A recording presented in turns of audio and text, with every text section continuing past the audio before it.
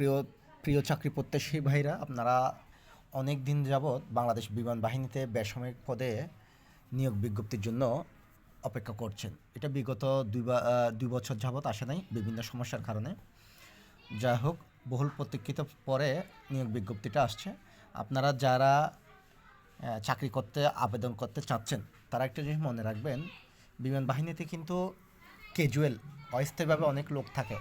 তারা বিভিন্ন অফিসারের মাধ্যমে লবিং করে থাকে। তার মধ্য থেকেও যারা ফ্রেশ আছেন তাদের টিকতে হবে, সেটা একটু মাথায় রাখবেন।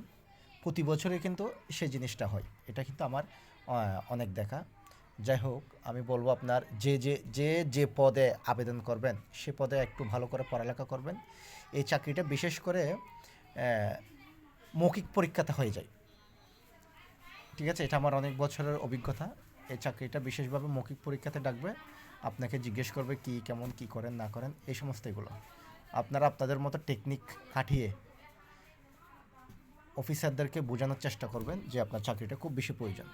আমি বিস্তারিত অনেকগুলো পদে আছে, সবগুলো পদের জন্য এই কথাটা বললাম, আমি আর বলবো না। তবে নিচে যে পদেরগুলোতে আছে, যেমন পরিচালনা কর্মী, আয়া, ওয়াচম্যান, সহকারী বাবুচি, এগুলোতে কিন্তু যেগুলোতে দেখছেন আপনারা লোকবল বেশি, কোয়ান্টিটি বেশি, এখানে আসলেই ক্যান্ডিডেটটা বেশি হয়, এখানে লবিংটা বেশি হয়। এখানে বড় বড় অফিসাররা কিন্তু এগুলোর জন্য সুপারিশ করে থাকে, কারণ ওখানে অস্থায়ী অনেকগুলো লোক আজকে 4 বছর, 5 বছর, 7 বছর, 10 বছর যাবৎ চাকরি করে থাকে, স্থায়ী হয় না। শুধুমাত্র স্থায়ী হওয়ার জন্য, স্থায়ী হলে কিন্তু এখানে আপনারা রেশন পাবেন, সব সুযোগ সুবিধা পাবেন, ঠিক আছে? বিস্তারিতটা আপনারা কোনো কিছু জানার থাকলে আমাকে জানাবেন। আমি বলবো আপনাদেরকে, ভাই চাকরিটা অবশ্যই ভালো, কিন্তু সামরিক বাহিনীর বিদায় ওরা এখানে একটু প্যারা দেয়, প্যারা পায়, ঠিক আছে? যখন ডাকবে আপনাকে ঠিক তখনই উপস্থিত হতে হবে। মানে চাকরি যখন যারা চাকরি করে তাদেরকে যখনই ডাকে তখনই যেতে হয়। আমি এই জিনিসটা বোঝানোর চেষ্টা করেছি, কারণ এটা সামরিক বাহিনী চাকরি, রেশন আছে, সব সুযোগ সুবিধা আছে।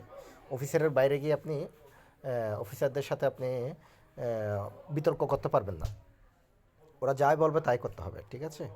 যাই হোক, তারপরে যাদের চাকরি আছে ভাই, চাকরির দরকার করেন, কিন্তু এখানে কিন্তু টিকাটা এত সহজ না।